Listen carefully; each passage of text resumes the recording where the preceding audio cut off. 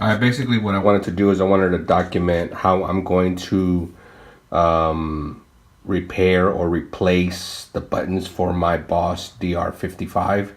The first thing you have to do is, actually I already put one in. I wanted to go through it first.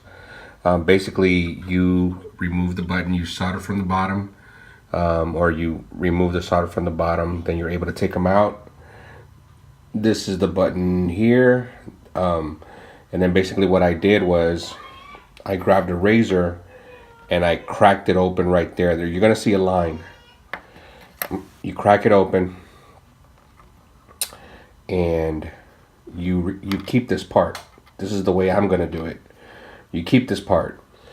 Then you purchase this. I ended up buying this from eBay. I'm gonna put, I don't remember what it was called, but I'm gonna throw it in captions right now on the screen to show you what it was. Then I'm gonna take this drill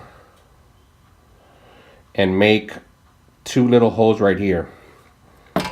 The reason I'm gonna make the two little holes is because if you look at this closely, these pins, they don't actually line up.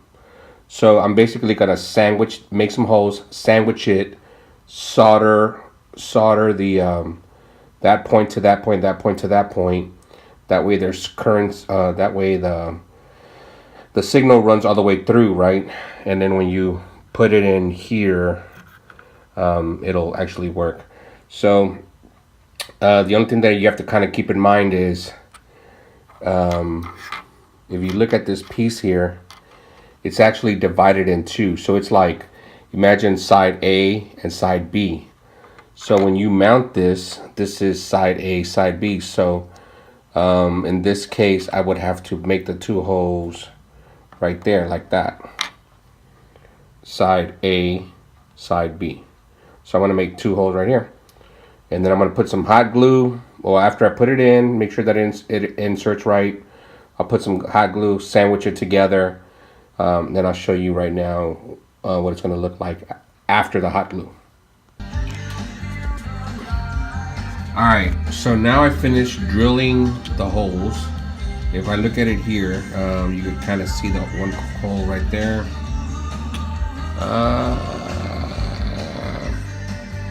See how I drilled two holes? And you see how right in the center there's that split where I said it's A side, B side?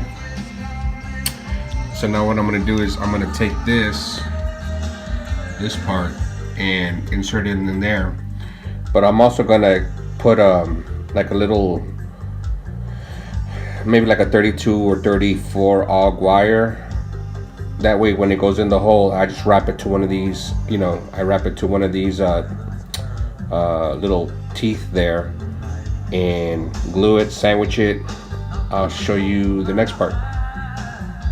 Alright, so I wanted to show you really quick what I ended up doing. I ended up putting two little wires to that, soldering two little wire extensions. And here is how I'm going to sandwich it together. Remember how I said I did two little holes? So I'm going to sandwich it together, put some glue, then grab the wires, twist it to the terminal. But remember, A side, B side. If I take this out, can I take this out? Can I show it? Yeah. A side, B side. You see the center part? Anyways. Alright, so this is it's sandwiched. You can see the little bit of the glue there. But you see how I kind of ran it through the holes. And now I'm going to grab one, twist them around one lead. The other wire twisted to the other lead. And put just a little bit of solder on them to hold it together. Alright, so I went ahead, dropped a little solder. You see how I kind of twisted it around that. And I'm going to give it a continuity test really quick. I don't have 3 arms, so I can't do it. But if it all tests good, then the next shot will be me dropping it back in its place. Alright, everything turned out good. So now I'm going to do at this point is pretty much drop it in there. See how it fits? Actually, this one I kind of glued a little crooked, but I'm going to live with it. I don't care. And then just solder it on the other end. Alright. right, so pretty much I ended up putting it back in its case. But before let me just show you a couple of things. The first thing is, this is, okay, so I literally had a drill with a drill bit, a hole like that. And if you ever like break this apart, please save this as much as you can. And I ended up having to get a drill bit, and take your time, do it slowly, drill a little hole. Do not destroy beyond this part. And so from that point on, I drilled a hole that's just a little bit, I mean, it's do it slowly. It's just a little bit, I guess, like, try to get it as much of the actual size as this. And it was a little trial and error. If you do it too big, it's going to spin around. So you want to do it slowly. Take your time. And then then I push it down, it actually stays, because it's not big. The only setback that I could see from this is if I raise it up, you see how it's not how the plastic is not aligned to the frame, or to the I'm not sure what you're gonna call this, the case, the outer case.